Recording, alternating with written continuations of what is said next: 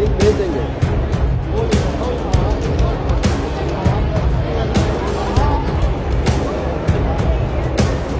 नमस्कार, news foundation देख रहे हैं आप। मैं हूँ आपके साथ धीरज सिंह। इस समय इंडिया इंटरनेशनल ट्रेड फेयर के बिहार पवेलियन में हमारी मौजूदगी है।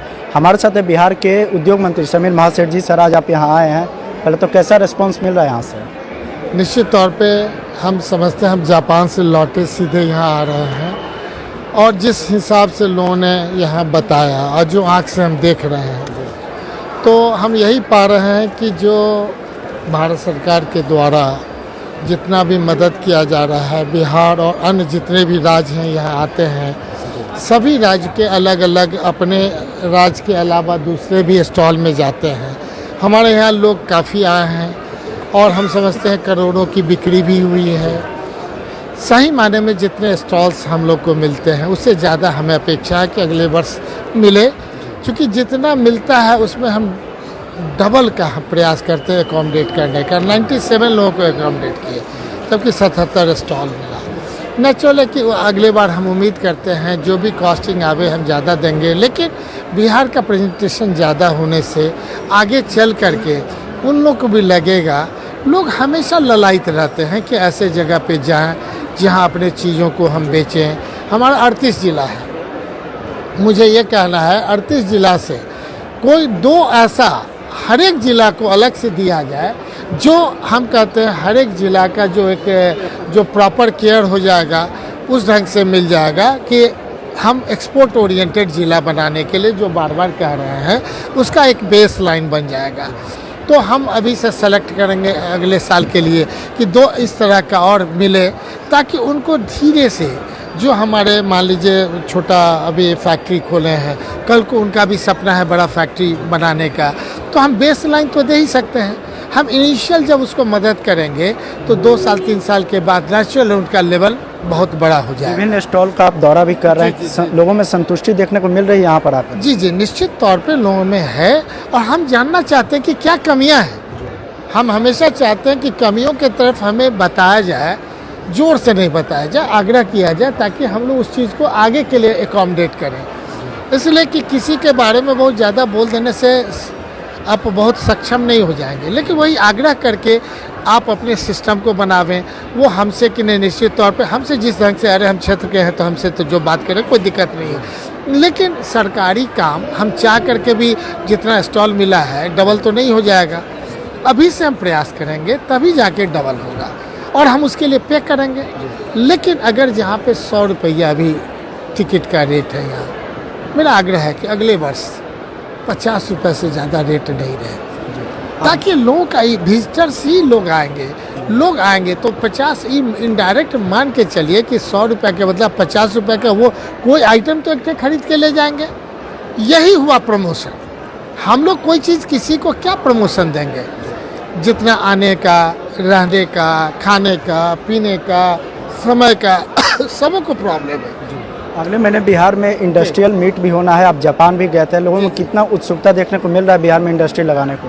देखा जाए 13-14 दिसंबर को इन्वेस्टर्स मीट है हमारे यहाँ, और पहले का ये प्रक्रिया रहा है कि जो भी इन्वेस्टर्स मीट कभी भी हुए हैं तो परसेंटेज देखा गया है कि लोग उतने लोग आते तो ज़रूर हैं, लेकिन उतने लोग फैक्ट्री नहीं खोलते हैं। हम लोग अब लगातार कहीं भी जा रहे हैं तो हम ये कह रहे हैं कि आप फैक्ट्री बाद में खोलिएगा, लेकिन अभी से आप चिन्हित कर लीजिए कि क्या करना है, नहीं करना है। अभी से हम आपको मदद कर देंगे और आपको कि नहीं ग्रास रूट पर काम करने में सारा सपोर्ट हम दे देंगे। तो 2-4 महीना पहले से हम लोग लगे हुए हैं, तो 4 महीना में बहुत लोग फाइनलाइज कर चुके हैं, बहुत लोग ज़मीन के लिए अप्लाई भी कर चुके हैं और बहुत लोगों को ज़मीन मिल भी चुका है। लेकिन जो बड़े हैं, कुछ लोग नेगेटिव प्रचार में लगे हुए हैं, बिहार एक भी बड़ा फैक्ट्री नहीं आएगा, कोई नहीं आएगा, ये पता नहीं इससे क्या उनको मिलता है, ये मुझे नहीं पता। लेकिन इतना तो हम जरूर कहेंगे कि जब सारे लोग खोल ही देंगे, फैक्ट्रियाँ खुलेंगी, तो उनका मुंह अपने आप पता चल जाएगा कि बोलने से कोई फ़ायदा नहीं है। अरे उनका तो प्रयास होना चाहिए कि और लोग आवें। कहाँ पर निगेटिव है समीर महासेठ को बतावें, इन निगेटिव के चलते कि नहीं हो जाएगा।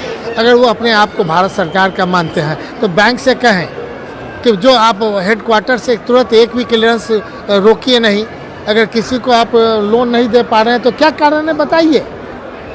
समीक्षा क्यों नहीं होना चाहिए ऊपर लेवल पे, समीक्षा उपरांत उनको फिर से लोन देना चाहिए। लेकिन आप लोन में कतराइएगा, उससे हमारा कोई क्लेम नहीं है। हम तो बधाई दे रहे हैं बैंकों को कि मेरे टाइम में 12% इन्वेस्टमेंट का रेट बढ़ गया जो पहले नहीं था। 20 साल का रिकॉर्ड रहा है। जो बाहर हमारा पैसा जाता है उनको तो पैसा कमाना है, इंटरेस्ट कमाना है।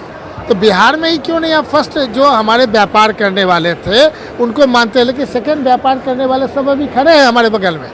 इन लोगों को अगर आप इन्हीं लोगों को 1-1 करोड़ रुपए दे दीजिएगा तो क्या फ़र्क पड़ेगा आपको कि नहीं। अभी देखिए जापान गए थे, वहाँ पाए कि 1% से कम पर लोग इंटरेस्ट पर दे रहे हैं। आप 10%, 12%, 14% कैसे काम चलेगा भाई। आप कभी देखे हैं कि आखिर क्यों नहीं ऐसा प्रॉब्लम को सॉल्व करने के लिए क्या उपाय किया जाए। तो आप कहते थे फर्स्ट जनरेशन पर विश्वास करेंगे, सेकंड जनरेशन पर नहीं करेंगे, तो सेकंड जनरेशन कैसे व्यापार करेगा। हमको आप ही से प्रश्न पूछे।